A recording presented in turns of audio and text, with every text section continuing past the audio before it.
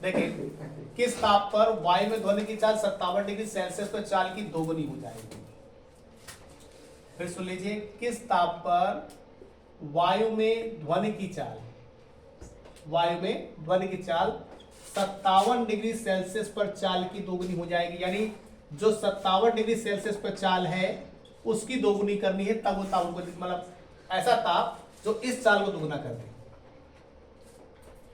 समझ आ गई बात? मतलब मेरा कहने का यहां पर यह है कि आप T1 इसको ले लो।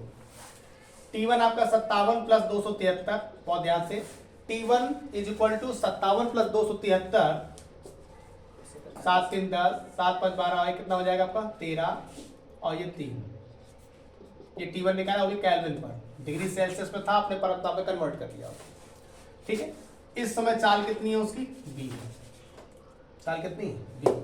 अब आप क्या ला रहे हैं? T2 किस ताप पर है ये हमको पता नहीं। ठीक है, अब वो चाल की दोगुनी हो रही है, यानी V2 इज इक्वल टू आपको 2V निकालना है, मतलब 2V दे रखा है। चाल कितनी हो गई? बात समझना ध्यान से, किस, क्योंकि और सवाल मैं इसे दूंगा भी। ठीक है, किस ताप पर वायु में ध्वनि की चाल 57 डिग्री सेल्सियस पर जो चाल है उसकी दोगुनी हो जाए, यानी इस पर V है तभी तो उसको दुगुना करेगा। ठीक है, फॉर्मूला क्या था? V is equal to under root में होता है 3RT upon M। 3RT upon M, ये फॉर्मूला है आपका। बताया था मैंने आपको, गैस में ध्वनि की चाल मॉलिक्यूलर वेट के वर्गमूल के व्युत्क्रमानुपाती होती है। यहाँ पर और भी एक दे रखा है, परमताप के समानुपाती होती है, लेकिन मॉलिक्यूलर वेट के वर्गमूल के व्युत्क्रमानुपाती होती है। हमें ताप और वेग के भी संबंध चाहिए। फॉर्मूला बन गया V समानुपाती अंडर रूट में T।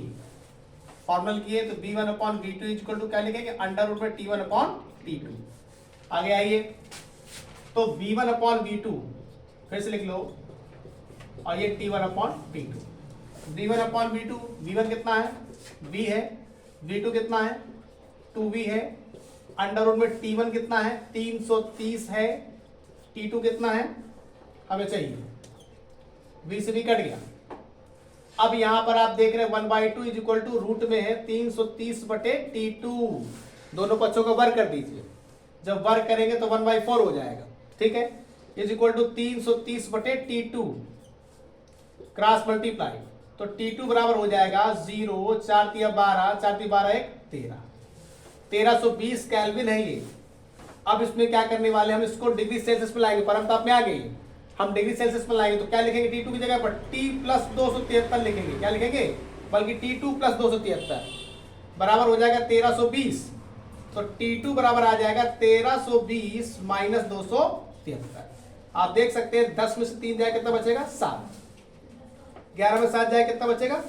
4। यहाँ कितना बचा? 2, 0 1, ये आ गया डिग्री सेल्सियस। यानी इतना ताप अगर देंगे आप, तब जाकर के चाल उसकी दुगनी हो पाएगी।